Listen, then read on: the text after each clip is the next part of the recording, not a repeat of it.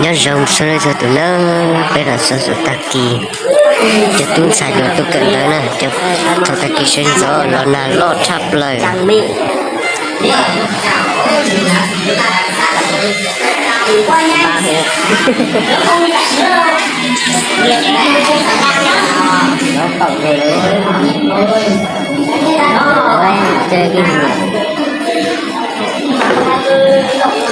ôi giời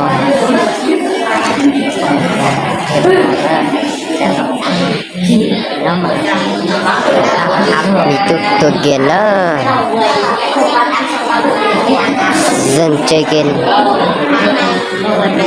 bót thế nhỉ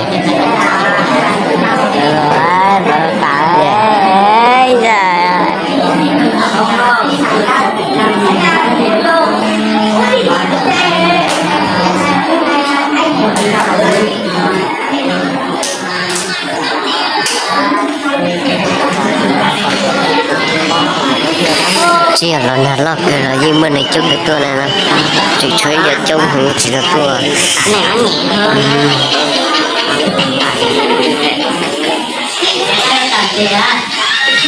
ơi mày bảo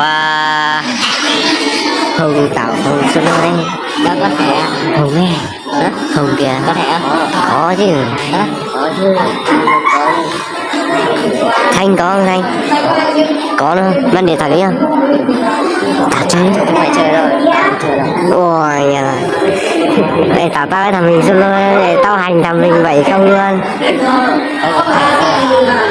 Tao với mày cân thử. Mày với tao mày cân tao. Đấy, tao ăn ngu. Vậy chơi đi. Mày với thằng mình tao cân hai thằng. Đúng rồi. Được hai thằng bắn thằng người đeo ăn được đâu. Bây giờ tao giao diện là ghê lắm đấy. Đừng có khinh thường ai. Đẹp đấy. Quay cái đầu buổi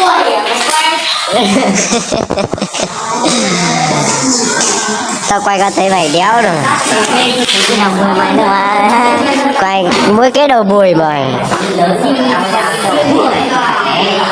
Ai đồ TikTok này. Tân ơi. Tân dùng 3 mắt ra quay nào. Người XX số kiện.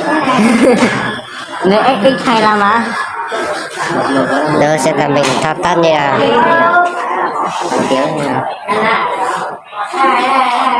anh giật đó thao tác quá chậm chạp nhớ nhá một làm ăn mẹ mua vai rồi to đấy hả giờ to đấy game gì không biết đấy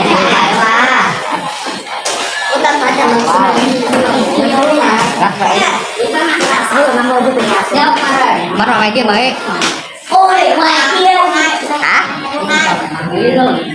cái hai mang sang nhà tao nha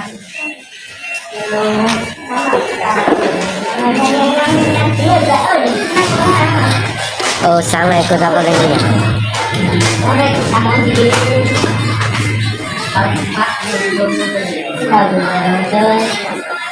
rồi mình ơi là mình xuống câu đó xuống câu cơ